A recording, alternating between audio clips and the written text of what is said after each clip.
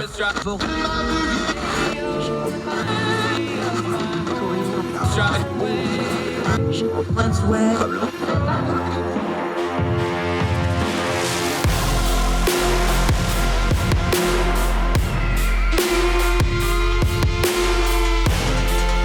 host, Andrew Donaldson. This is Heard Tell. Hi, it's Heard Tell Show. It is Monday, August the 15th. Year of our Lord 2022 just continues to roll right along. Summer's over. If you got kids, I know on the calendar it says longer, but schools are getting back in session. We got football this Friday night. Can't wait for that. Hope you and yours are well wherever you are across the street around the world. Hope you had a great weekend. Boy, is it going to be a busy week of turning down the noise of the news cycle. Let's get right into it. We got a couple different stories we want to talk about. There's trouble down south in Mexico with the Army. AMLO is looking to change how the National Guard is ran. We're going to cover that. Also, there was a CBS Morning show item about kids are obese and not going outside because of climate change and temperature. We're going to deal with that, turn noise down on that, talk about some of the issues involving with that. Our good faith segment, we always try to end on an uplifting note. This is a good one. They brought over some Ukrainian kids who had been working on a play when the war broke out about missing parents of all things. And though that was supposed to be about work, it took on special meaning because parents are off to war. Those kids are in New York City now performing it in New York City. Really cool story. Also raising money. You're going to be blown away by what they want to raise money for, not just the war effort, something very specific that I don't think we've ever covered kids charities trying to raise money for before. Pretty cool stuff. We'll get to that in a bit. Our guest today from the Tax Foundation, Sean Bray, going to talk about tax policy, but not just U.S. policy, overseas U.S. policy, tax policy with the EU, tax policy with the UK. The UK Prime Minister race in the Conservative Party, taxes are one of the top level issues being discussed. Sean's going to break down why the tax rate in the UK is such an issue, where they rank compared to the EU and the US, why that's such a problem, why Americans should care about overseas tax policies, because it affects our companies, our corporations, and our trade. Also, he'll explain a little bit about how, even though we don't understand our own tax policy, we better start paying attention to how things like that affect not only us, but the rest of the. Sean Bray from the Tax Foundation on Heard Tell today. First, let's go back to the fallout from the Mar-a-Lago search warrants. Let's read from Axios.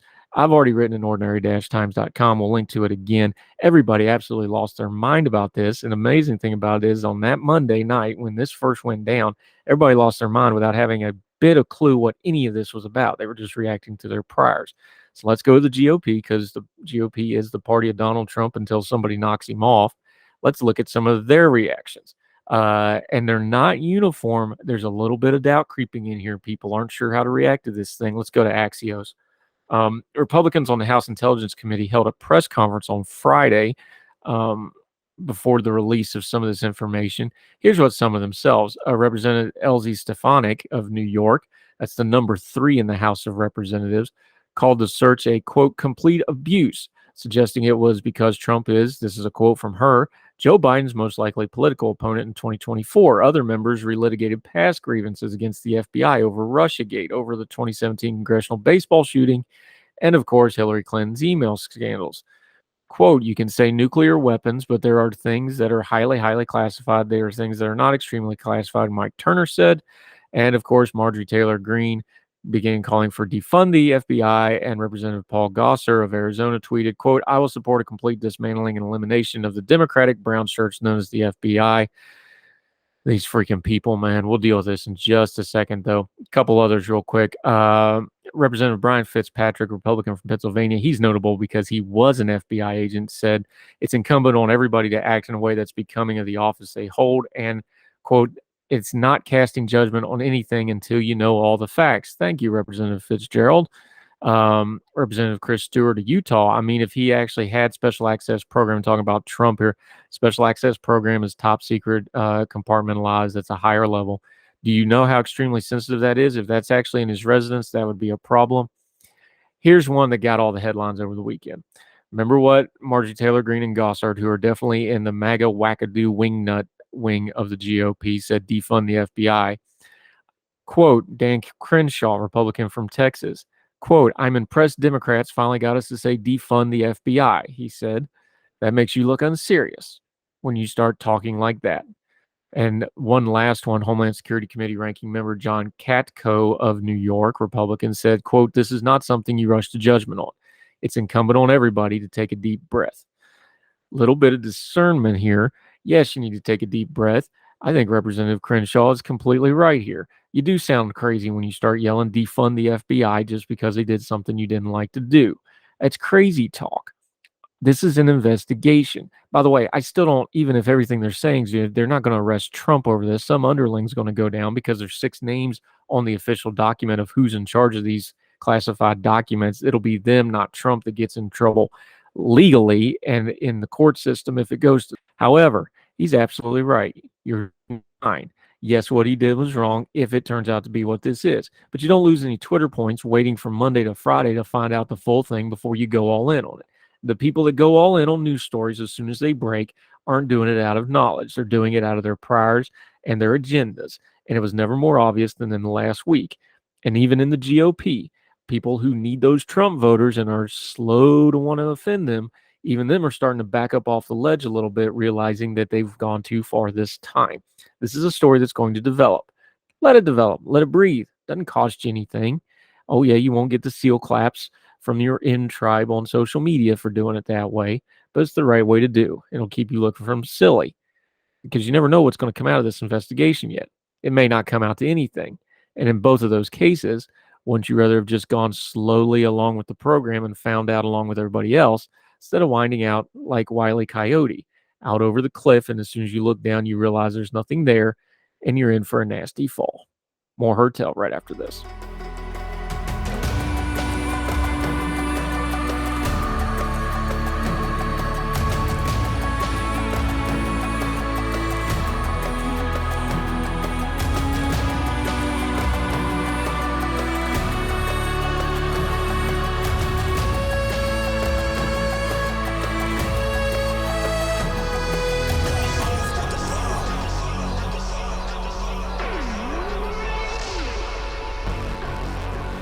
Welcome back to Herd Tell. Okay, this was all over social media over the weekend, so let's talk about it for a second. CBS Morning did a spot, and really it was their viral post and the way they framed it more than the spot they did.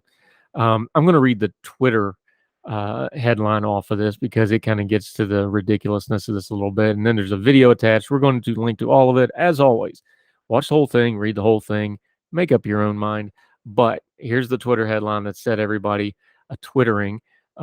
Quoting from CBS Morning Show, "Today's children are 30% less aerobically fit than their parents were at their age," a new study found. So far, so good. And then we take a left turn. "The study points to climate change and rising temperatures adversely affecting childhood obesity as children spend less time exercising outdoors." Folks, kids are not going outside because of climate change. Yes, it's a little hot this summer. That's not what's going on here. There's other things going on here. Now, the older generation immediately pointed towards technology and the fact that the younger generation are glued to their phones. And they're always inside on that social media. And there's probably some truth to that. But remember, they said the same thing about radio, same thing about TV, same thing about video games, same thing about the internet, same thing about social media, now about smartphones. This is a very old trope. It gets moved as the new technology expands. One problem with that is, of course, they can take their phones outside. I've seen my kids, they'll go out, sit on a trampoline and be on their phones. So technically they are outside jumping around doing stuff. They're still on their phones. So that's part of it, but that's not all of it. I do want to point out one thing, and there's multiple reasons that this is occurring, but can we point out to one really obvious one? We just spent 2 years as a country telling children that if they go outside, they're going to die. And we had the ridiculousness during COVID of municipalities and local politicians doing things like blocking off playgrounds. Remember in Venice Beach, California, they had the ridiculousness where they were filling in the skate parks. Look, I was all for public health measures. I understand you want to cut down on congregating people during an infectious disease thing. I even dealt with the mask nonsense better than a lot of other people did. I understood all those measures, but it got ridiculous when you're roping off playgrounds and things like this. It's just silliness. You told an entire generation of kids that they had to stay home because they couldn't go to school, and they had to stay inside because if they go outside, they might catch a deadly illness without a whole lot of tempering with actual facts and being measured, because when you're dealing with children and young people, they don't need the hyperbole of the moment that we so often do on social media and in politics. They need steady reassurance and straight facts. And we didn't do that for 2 whole years. Eventually, that was going to catch up with us. Now, this study predates some of that and it overlaps some of it, so that's not all of it. But in the coming years, as we continue to find out the mental health damage we did to our kids, the academic damage we did where kids are still behind in school, and yes, the fact that they didn't go outside and weren't as active as they were, some of that's on us. And a lot of it's on our government, especially our local governments who got real power hungry and absolutely lost their freaking minds by doing things like blocking off outdoor hiking trails and this kind of nonsense. When if you have a communicable infectious disease, outside is probably one of the safest places you could be. We do this to ourselves, and then we turn around and wonder why our bad decisions and our bad behavior is reflected on our children. Well, no wonder. Find a mirror. It's usually where a lot of these problems start. More Heard Tell right after this.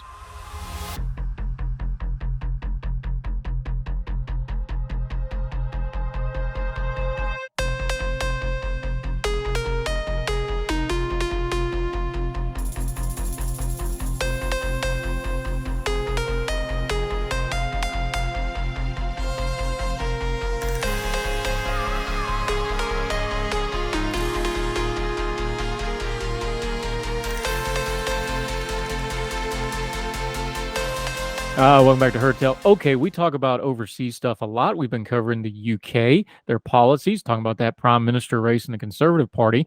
We don't always look at it from a policy and tax analysis, though, so we're going to turn to our friend over at the Tax Foundation. Sean Bray is joining us. He's an EU policy analyst there. He focuses on international tax issues, especially with Europe. Sean, great to have you with us. Appreciate your time.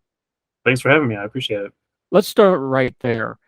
We talk about this stuff. Like, tax policy is one of those things. It gets wonky. There's charts. There's math. I don't like math. There's lots of big words. Why should we pay attention to overseas tax policy when we don't even have a real good grip on American tax policy, just to be honest about it?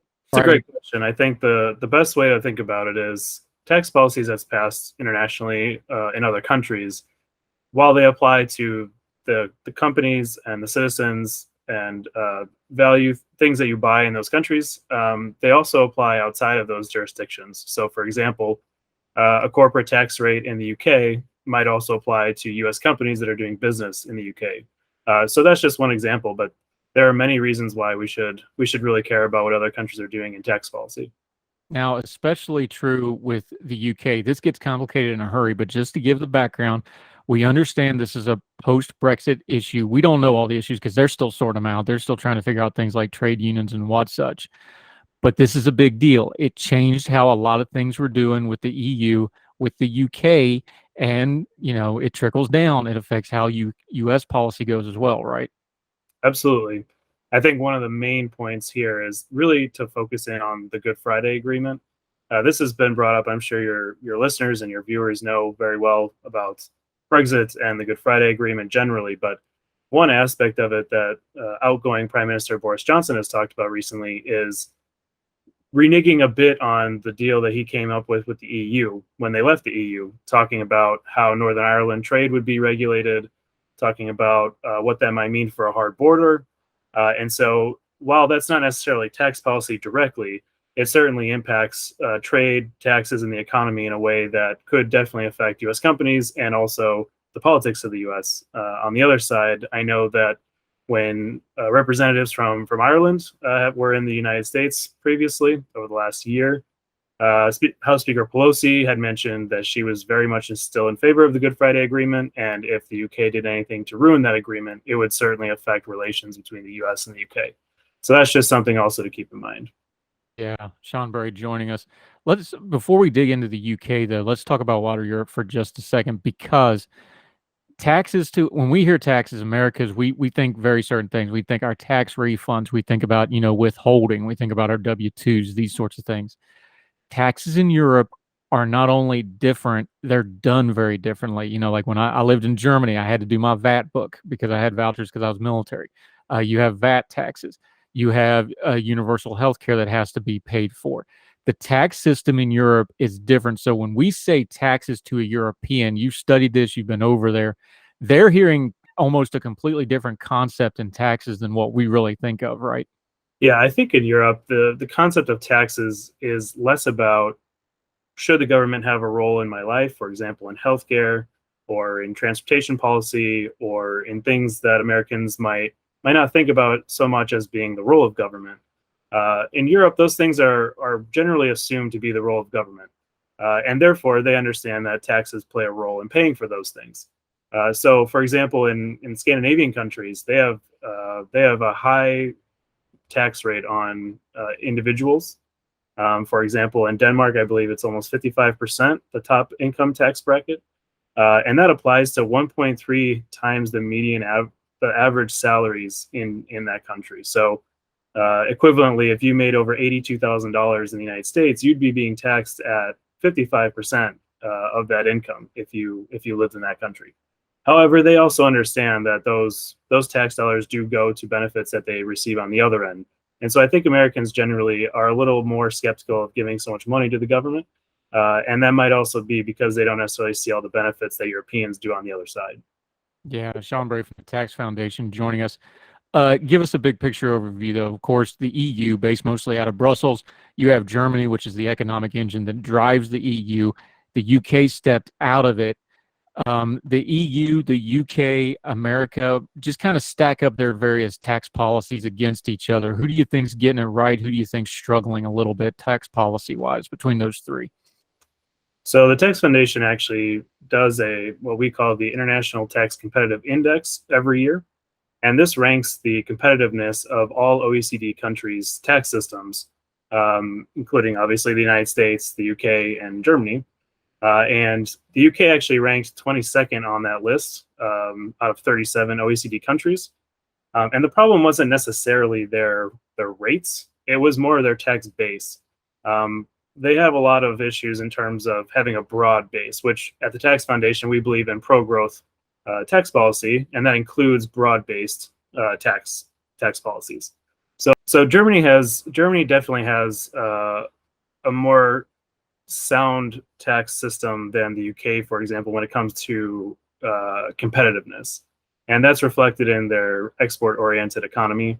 The US, after the 2017 TCJA, the Tax Cut and Jobs Reform Act, that was passed under President Trump, that really moved the United States up on our competitive list. So I think at this point, each system has its benefits, each system has its downfalls.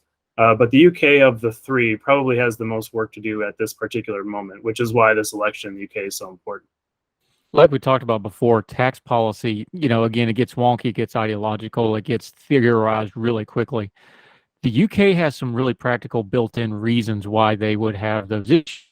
Number one, this is going to be shocking to some folks. It's an island. So you got to, everything's got to, just basic transportation in and out. It's just a different system than Germany, which is centrally located. Number two is it's not really a big country population-wise, so their tax base is decently small when you compare it to other countries. When you're looking at tax policy, sometimes we just overlook kind of the bare bones stuff like population, like geography, right? I think that's right. There's a good argument to be made for eliminating carve-outs, specifically for, as you mentioned previously, the value-added taxes, which is a consumption tax. We actually don't have that here in the United States. It would be most similar to a sales tax. But European countries all have, for the most part, a value-added tax. And one of the big questions when it comes to value-added tax reform is whether they have, how many carve-outs they have. So, for example, in some countries, when you buy groceries, if you're under a certain policy, for example, in a high inflation time period, some governments will pass VAT carve-outs. And so you won't get taxed on those particular things. I think the closest thing here in the United States would be the going back to school tax holiday, where you remove the consumption tax for going back to school goods. So in the UK, that's really where they should focus as well, is understanding that carve-outs and therefore not having as broad of a base can be a big issue. So these carve-outs, though, talking to Sean Bray Tax Foundation, these carve-outs, though, obviously, that's not only a powerful policy tool, that's a powerful political tool because you're really putting the government thumb on certain things, not always in a bad way, sometimes in a good way, but that's a lot of political power on top of being an economic indicator also, right? For sure. It is certainly government intervention into the free market, if you want to look at it that way. As you mentioned, there are reasons to do it. There are certain products that you can make an argument for. But oftentimes, governments use it as a political tool, either right before an election or during times of high inflation that sometimes are caused by those government policies themselves. And it's important just to realize that VAT income tax or VAT taxes is one of the most stable revenue sources for our government. So every time that you add another carve out on consumption, the government will have that much less of a stable revenue source to later draw on for social spending. Yeah, I think it's an important here because I don't know the average consumer taxes as a revenue stream. They just look at it as something they do. They may look at their tax check where they get their refund. Talk about, though, and explain how important that is, because the government 100% looks at taxes as a revenue stream. This is something that's so important. Look, this is the very first thing they put in the Constitution after what the legislator does, after what Congress does. The very first thing they did, and the reason they had to make the constitutional system out of the Articles of Confederation, was over how to tax and how to raise revenue for the government. That's what our whole system of government was based off of. Talk about just for a second, because I think this is a real basic concept, but if you're going to talk tax policy, we really need to get a good foundation in what that means, that this is a revenue stream first and foremost, right? Absolutely. I think that's really, when people ask me what I do for my job, they assume that I'm a CPA, which I'm not.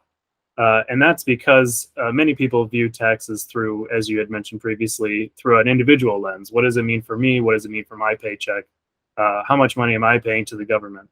But people generally don't think about the tax system as a whole. And as you point out correctly, the tax system is a revenue source, and it's all about how the government can raise revenue. This can be considered sort of a dirty word in the United States sometimes. People wonder why the United States needs to have revenue. Why should the government need that anyway? But in Europe, it's more understood that the government needs revenue. However, at Tax Foundation, there are better and worse ways to raise revenue. For example, we see that corporate taxes on corporations is one of the least efficient ways to raise revenue for the government, because it slows down investment, it slows down economic growth.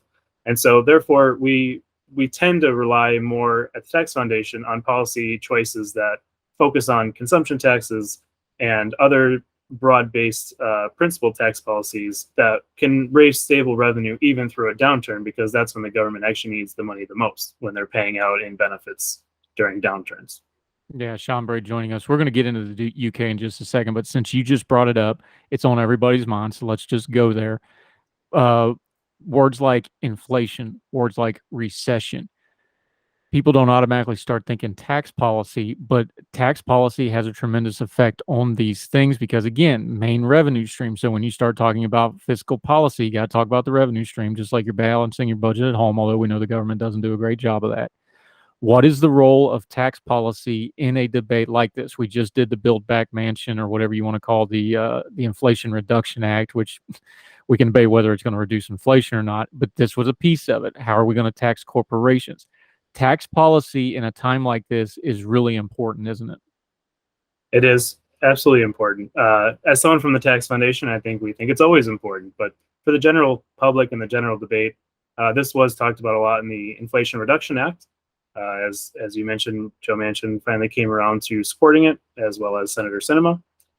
And the book text that's a part of this bill that just signed by the president, we, in our estimation at Tax Foundation, our federal team has gone over the numbers with our modeling tools, and they show that there's minimal to no inflation reduction in the longer term.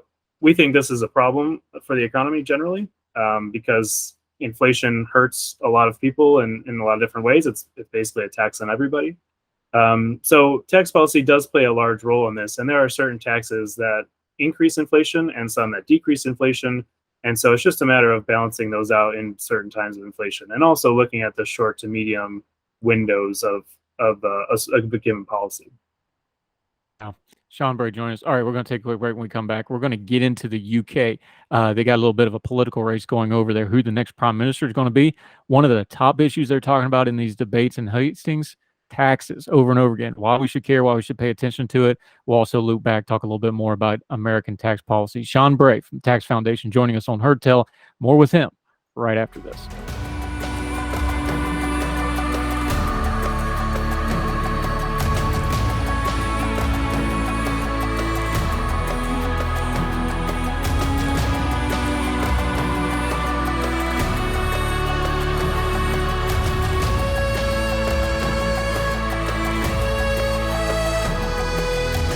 Welcome back to Heard Tell. We're talking to our friend Sean Bray from the Tax Foundation. Sharp guy's been overseas. I'm told he speaks French and Deutsch, but we're not going to test that because I've had a head injury since then, and my sprechen Sie isn't what it used to be, my friend. But let's go back overseas, the UK. We've been talking about this with our UK contributors.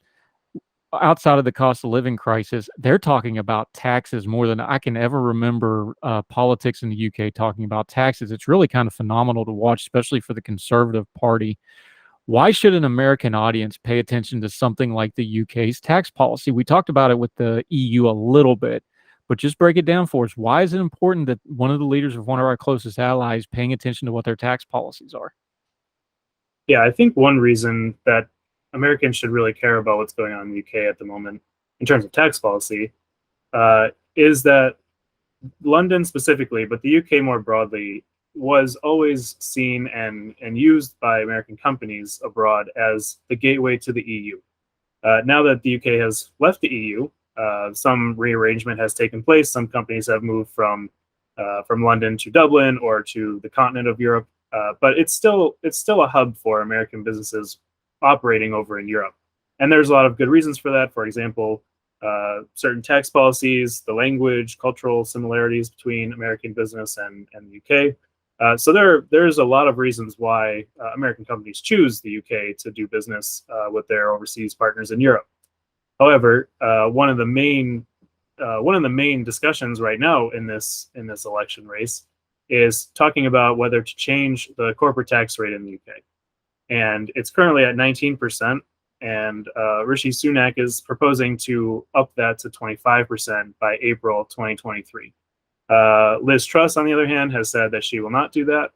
And so it's really a question of how competitive the UK business climate is going to be going forward, which obviously directly impacts US companies and their investment decisions and where they locate in Europe. So there's definitely an economic impact on not only the UK, but the United States based on what their tax policies are. Yeah, and a good recent headline example for the average person that doesn't keep up with economics, when the Russian sanctions of the oligarchs started, almost all of them went through London because that's where almost all of them do their banking internationally. So London and the UK has always kind of been that central hub, although some of it's moved to Frankfurt and other places. Let's talk about the corporate tax rate, though. Compare it for a second so folks know, because I'm something like 60% of Americans can't name the three branches of government. I'm pretty sure most Americans probably don't know what the corporate tax rate is. So just compare it, the UK tax rate to the American tax rate. What are we talking about? What's the similarities and what are the differences? Yeah, so I think a good place to start actually is referring back to our index. Actually, in the OECD average is around 23% this past year. So the UK going from 19 to 25% under Rishi Sunak would actually be increasing the corporate tax rate above even the OECD average. Currently, the United States is around 21%. President Biden has talked about changing that recently, but for now it's at 21%. So that would certainly put the UK at a disadvantage relative to the rest of the United States and the OECD more broadly when it comes to tax competition. Yeah. When you hear somebody like Rishi Sunak, he was the head of the Executive, which is kind of like our Treasury, although a much more powerful role. He's a smart guy, Stanford educated. He knows these numbers backwards and forwards. How much of this is political and how much of this is good policy? Because they keep talking about taxes, so the appetite is there. They have the cost of living. Is the policies they're putting out matching what the country needs that's having a cost of living crisis, though? Without being too political on my side, of course, we try at the Tax Foundation just to take the numbers as they are. I think that there are merits to both sides. However, in a time like this, for example, Liz Truss's plan is to keep the rates where they are, to lower tax rates. And lowering tax rates in a time of inflation is actually can have negative effects. However, on the other side, for Mr. Sunak, if you're going to raise taxes, especially on corporations, that can dampen growth and dampen investment in the UK from in the short to medium term. And so once inflation hopefully goes away sooner rather than later, you might end up with a UK that's uncompetitive and can't draw as much investment decisions in the UK as it once would have done. So I think on both sides, of course, these decisions are political, but even from an economics perspective, they both have their benefits and negatives. Yeah, Sean Bray joining us. Let's zoom back out to the EU. You've wrote about this before, the corporate income tax rates in Europe more broadly. No real surprises here. Germany's number 2, France is number 3. These are traditional powers, traditional large economies. They're allies of us, obviously. As this new EU post-Brexit emerges, and especially with events like with what Russia and what's going on in UK, in the UK, especially with Russia and what's going on in the Ukraine, does the EU itself need to review its tax policy structures both corporately and as a unit? Because obviously the world is kind of changing around them a little bit. Where are they at on tax policy as a combined EU? That's a great question. So I think the first thing that's important to know for your listeners and your viewers is that the EU actually doesn't have taxing power per se. It's a member state competence. So in the United States, for example, the equivalent would be if only the state governments could raise taxes, but the federal government could not. That's generally what's happening in the EU broadly. However, that has been called into question recently, as you mentioned, because of the war and because of other surrounding kind of geopolitical effects that are around the EU. So there is a push within the EU and the European Commission, especially, and the European Parliament, to look at what they call own resources. So own resources is a way for the EU to gain money for itself into the EU budget.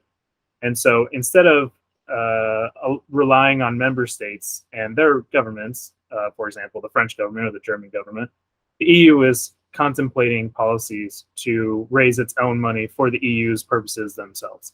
They already have a certain amount of what they call own resources that mostly comes from governments directly to the EU, but they are looking to expand their own resources to combat some of these other issues in the world. So that's an ongoing debate in the EU that has a lot of different consequences economically and politically. Yeah, it's funny you said the member states, because again, that's almost sounds like the Article of Confederation, which is what brought us our current system. That was the problem. They couldn't raise enough revenue for the federal government. They didn't have power to enforce it, among other issues, but that was kind of the big one. Let's bring this back to the U.S. for a minute, though. How are we talking about taxes and tax policy in America right now in the discourse? We don't really talk about it as much. I don't think we talk about it as much as we used to. Like, we don't even have politicians just say, let's lower taxes. It's just a buzzword like we used to. There just doesn't seem to be the same discussion that there used to be maybe in a previous generation of politics. Is that a good or a bad sign that we don't seem to really talk about tax policy unless it's a specific piece of legislation or something like that? Am I imagining that, or is that a trend? It might be a trend. I don't have a personal opinion per se on that. I haven't studied it too much, but I think in general, our politics is divided, obviously, in all kinds of social ways and political ways. I don't think taxes is necessarily an attention-drawing topic for some people in our times. The debate tends to be focused on the spending side of things, and of course, taxes, nobody wants to talk about those because it's much easier to sell politically a spending program rather than a tax increase to pay for those spending programs. So I think when it comes to politicians and the way in our discourse, we talk about taxes, it's not always the most popular thing to have to explain that we're going to be taking more of your money if in a tax increase, or it can also be very complex and very in the weeds. And I think for most people, it's not very interesting. So especially in a political world where headlines grab the attention of most people, tax policy generally doesn't make it onto the front pages.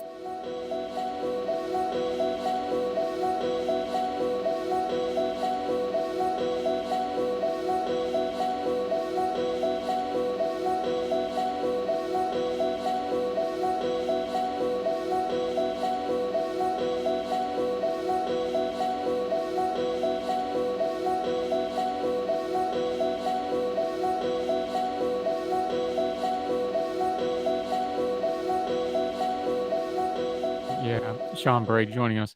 All right, the downside of that, of course, is I'm not great at math, but I do understand our fiscal house as a nation is not in particularly good shape right now. Unless we cut spending, rein in government, and or something really strange happens, at some point taxes are going to have to go up just to balance the sheets in here. Is how do we have that conversation with the average American citizen, do you think? Again, taxes and tax policy, that's one of those wonky things that you just said it. People don't really want to talk about it because they don't like it, number one. And number two, we have a ridiculously complex system. How do we start having that conversation, though? Because there's also this reality bomb coming down the road that at some point the tax system that we have is insufficient to the government we have. That's just kind of a basic math problem, right? Yeah, I think one way that we at Tax Foundation like to talk about taxes is in a pro-growth manner.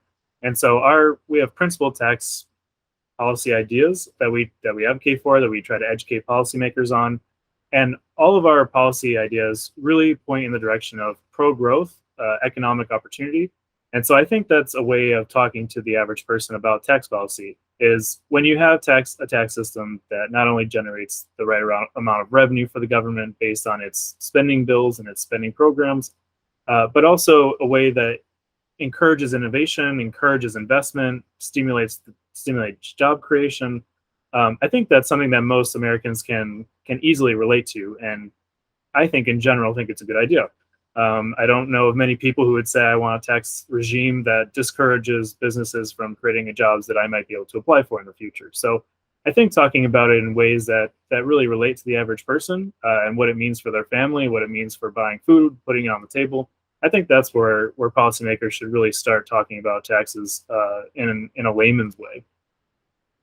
Yeah, and in that vein, Sean Bray joining us.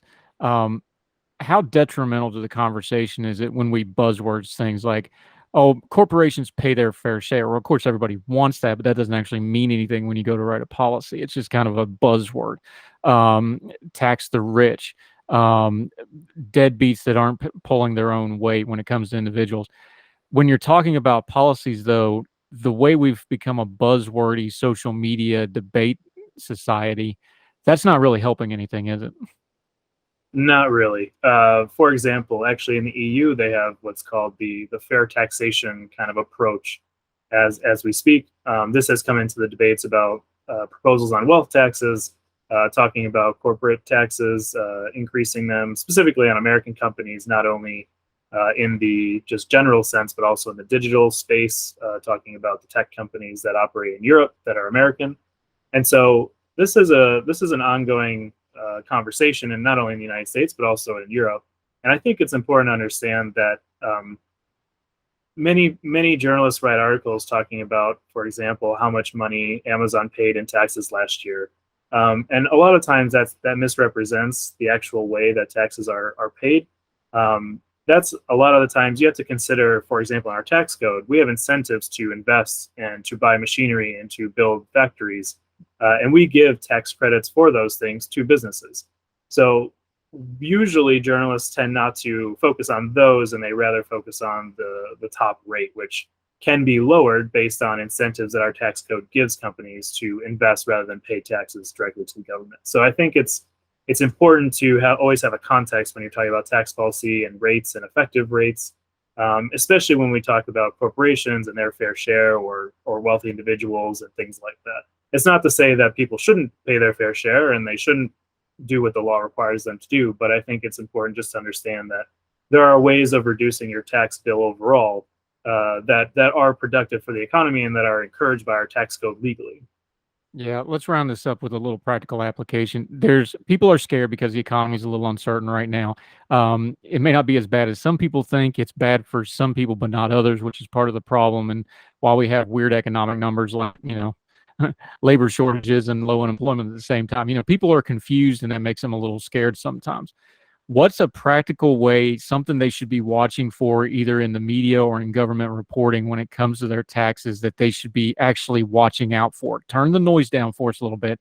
What's something in a government policy? Maybe it's something in the Inflation Reduction Act. Maybe it's something that's policy-wise coming up. It is an election year, so people are talking about lots of policies. What's something people should be really paying attention to and watching for their own sakes going forward here in the next near future?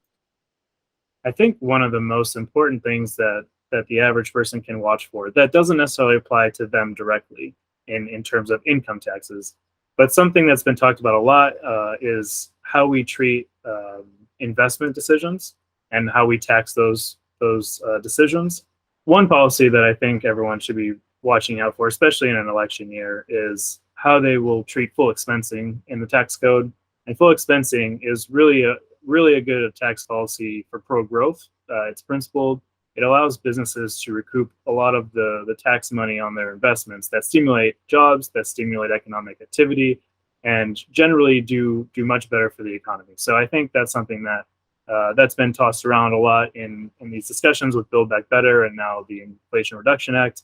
The president and Republicans have been going back and forth about how to treat full expensing in the tax code going forward. And so I think that's really important because full expensing is a good way to stimulate growth, stimulate the economy, create jobs, and is very efficient in that sense. Yeah, Sean Bray, Tax Foundation. Great stuff today. Appreciate your time. Let folks know where they can follow you and what you got going on until we see you again. Yeah, thanks for having me. I'm not on social media, but on our Tax Foundation website, we have an EU landing page, which actually includes all of our EU material. That's where you'll find most of my publications. And I look forward to coming back whenever you'll have me. Yep, we threw a lot of hard questions at it, and you answered them so well that even I understood most of it. There's a couple things in there I'm going to have to go Google. I'm not going to lie, some of the policy stuff. But we will link to all of this in the show notes, including his writing. Make sure you read it all in full. Sean Bray, Tax Foundation, thank you so much for the time, sir. I appreciate it.